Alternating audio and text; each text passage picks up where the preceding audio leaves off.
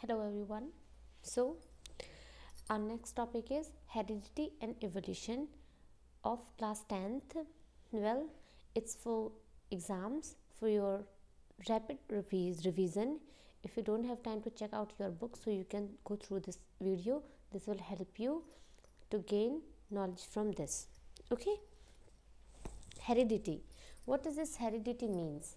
Heredity means the characters that we get from our parents. You all know that sometimes the people who don't know us, they also can resemble us as our parents, right? These all characters which are similar to our parents come through the heredity. Heredity का simple सा मतलब ये होता है कि जब हम अपने पेरेंट्स से मिलते हैं, मतलब अपने जो हमसे पहली जनरेशन है उससे हमारे जितने भी करेक्टर्स हैं वो जो हमें इनहेरिट हुए हैं उनसे हमें ट्रांसफ़र हुए हैं, उसे बोलते हैं heredity. Listen guys, unknown person भी आपको देकर बता सकता है कि आप इस फैमिली से बिलोंग करते हैं. ये जो आपके प्रिमिटिव करेक्टर्स हैं जो आपके पहली जनरेशन से आप में आए हैं, ये किसके थ्रू होते हैं? आपके हेरिडिटी के थ्रू. एंड इवोल्यूशन और हेरिडिटी दोनों इंटर रिलेटेड ज़रूर हैं, लेकिन हम इन्हें सेम नहीं बोल सकते. क्यों? क्योंकि इवोल्यूशन हमारे फर्स्ट जनरेशन में चेंजेस होने के बाद एक न्यू जनरेशन बनाती है. मे बी उसमें पुरानी जनरेशन के कैरेक्टर्स हो, लेकिन इवोल्यूशन के बाद वो एक न्यू स्पीशीज़ में कन्वर्ट होने की कैपेसिटी रखती है. इन दोनों में क्या डिफरेंस है और ये दोनों एक दूसरे से कैसे अनरिलेटेड और रिलेटेड हैं, ये सब हम इस चैप्टर में आगे पढ़ेंगे. ओके, नाउ हेरिडिटी की शुरुआत किसने की थी? It is given by Grigor John Mendel. मतलब जॉर्ज जॉन मेंडल एक साइंटिस्ट थे.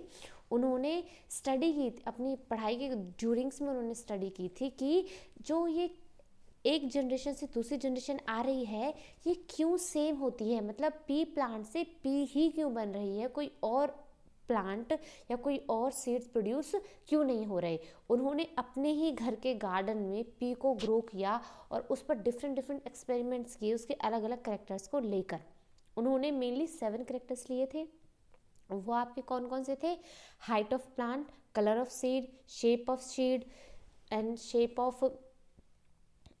You all know that it's really very important for us to that कि आपका जो ये है, मतलब आप ये करेक्टर्स है ना, ये करेक्टर्स आपको ये सारे करेक्टर्स एग्जैक्टली पता होने चाहिए. वो इसलिए क्योंकि क्वेश्चन कई बार आ जाता है कि how many characters are taken by Mendel. Okay, ये एक सिंपल सा क्वेश्चन है और ऊपर से उठकर आ जाता है, तो आंसर इज 7. अब 7 में आपको ये भी पता होना चाहिए कि वो कौन कौन से करेक्टर्स हैं. वो कौन कौन से करेक्टर्स हैं आपके? Height of plant, colour of seed, shape of pod, colour of flower, position of pod and pod colour. Okay, next इन्होंने क्या दिखाया था कि जब हम दो सिमिलर दिखने वाले, मतलब जो फिजिकल अपीयरेंस है हमारी, उसके बेस पर उन्होंने पहले एक्सपेरिमेंट्स किए.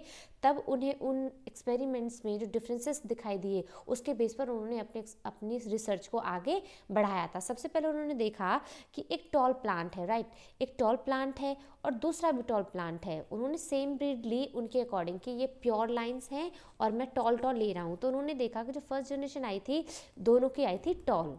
जो आपके चारों ऑर्गेनिजम्स प्रोड्यूस हुए थे, जो चारों प्लांट्स प्रोड्यूस हुए थे, वो चारों क्या थे? टॉल थे. फिर उन्होंने जो F2 जनरेशन आई थी, ये आपकी F1 जनरेशन थी, राइट. उसके बाद जो F2 जनरेशन आई थी उसमें भी उन्होंने दोनों को टॉल लिया. जब उन्होंने उन्हीं प्रोजेनी को जो फर्स्ट जनरेशन से प्रोड्यूस हुई थी उसी प्रोजेनी को जब दोबारा क्रॉस करवाया, तब उन्होंने देखा कि there is a vast difference in the new progeny. उन्होंने देखा कि जो न्यू प्रोजेनी बनी है, जो न्यू ऑफस्प्रिंग्स आए हैं, उनमें से 3 तो आपके सिमिलर हैं, मतलब अपीयरेंस में जो दिखाई दे रहे हैं वो 3 तो आपके टॉल हैं, लेकिन 1 है आपका ड्वार्फ. जबकि उन्होंने तो ये कैरेक्टर लिया ही नहीं था. It shows that there is something which is hidden. Even the physical appearance it tall rather than the offsprings of the new progeny is coming, it is containing a very different character, that is dwarf, right. So from there he thought that there is something inside the plant's characters or factors which are responsible for the physical appearance of the plants. उन factors को आज हम jeans के नाम से जानते हैं, right. The gene concept comes out from here, that how it's possible that when we are looking at the plants, they are tall, but when we cross them with each other, their progeny becomes as a dwarf. It shows that there is something which is hidden but we can't see it. That part, that factors are termed by the Mendel. There is something which controls the characters of the organism. Okay, अब है आपका it shows that the genes are different for physical appearance. यहाँ पर अब उन्हें पता चल गया था कि कुछ तो ऐसा है जो दिखाई नहीं दे रहा है लेकिन अपना करेक्टर शो कर रहा है. तो उन्होंने देखा कि जो टॉल है, जो प्योर एंड ब्रीड है, वो कैसी हो सकती है, कैपिटल टी, जिनकी वजह से जो करेक्टर है वो शो हो रहा है. उन्होंने कहा दूसरा हो सकता है कैपिटल टी और स्मॉल टी, जिसमें ये हुआ है कि जो कैपिटल टी है उसने अपने आप को शो कर दिया है, राइट, और जो स्मॉल टी है उसने अपने आप को शो नहीं किया. It shows that one character is dominant over another. What is this dominant word means here? It means that it has capacity to show itself as the main character of the organisms without the need of other trait. Okay, but there is another trait also present which can't show itself, that is known as recessive gene. Fine. So from here you get two words, one is dominant and one is recessive.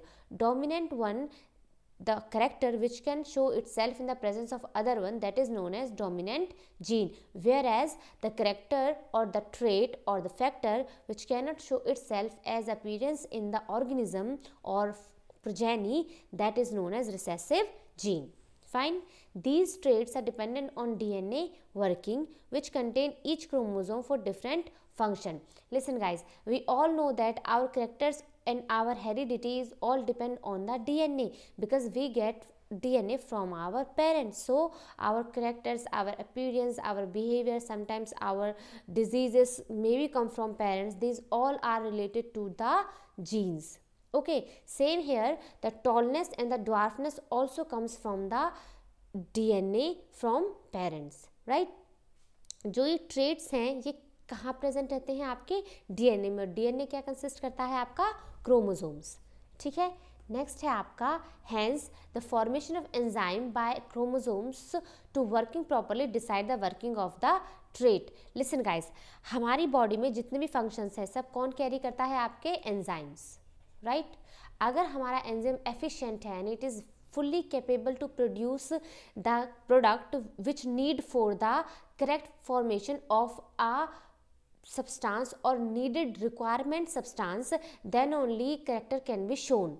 अगर आपका character है जो वो सही है और वो दिखाई दे रहा है, तब जाकर आप कहेंगे कि हाँ ये प्रॉपरली वर्क कर रहा है. ऑल ट्रेट्स और genes are independently segregated to show its characters. और जो जीन्स हैं वो अपने करेक्टर्स इंडिपेंडेंटली शो कर सकते हैं. फॉर एग्जांपल, अगर दोनों कैपिटल टी हैं तो वो टॉल शो करेगा, राइट. और अगर कैपिटल टी स्मॉल टी है तो वो टॉल शो करेगा. लेकिन अगर स्मॉल टी है तो वो क्या शो करेगा, ड्वार्फ. ओके. तो सारे जीन्स के अपने इंडिपेंडेंटली अपने आप को शो करने की आज़ादी उन्हें होती है. नाउ जीन्स की बातें चल रही हैं. अभी तक हमने कैसे जीन्स देखे, जो हमारी फिजिकल को रिप्रेजेंट कर रहे हैं या फिर फिजिकल बातें हो रही हैं. अब आते हैं आपके सेक्स डिटर्मिनेशन. इसमें आपका सेक्स डिटर्मिनेशन टॉपिक भी होता है. उसमें आप क्या बोलेंगे, उसमें आप ये देखेंगे कि जो ऑर्गेनिज्म है वो मेल और फीमेल कैसे बनते हैं. हम अपने पेरेंट्स से देख रहे हैं कि उनके करेक्टर्स हमें आ रहे हैं, ओके फाइन.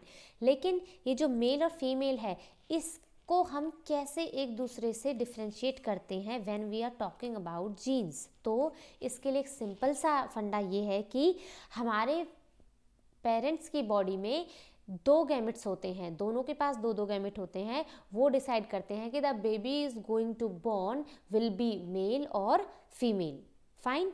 मेल के पास होता है आपका ये दिस वन XY जो मिसमैच्ड होता है, और फीमेल के पास होता है आपका सेम वन. जो मेल है उसमें आपके होते हैं X एंड Y, मतलब 2 अलग अलग करेक्टर्स के जीन्स होते हैं. जबकि जो फीमेल में होते हैं वो दोनों कैसे होते हैं, सेम होते हैं. Fine. In reptiles temperature decides some, कुछ ऑर्गेनिजम्स आपके ऐसे होते हैं that there we don't need genes for the sex determination, they are decided by the environmental factors or abiotic factors for the male or female production, right? For example, in reptiles, when temperature is optimum or very according to the egg, then it will convert into male, or when it is there is any problem in the environment, then it will be female. Fine.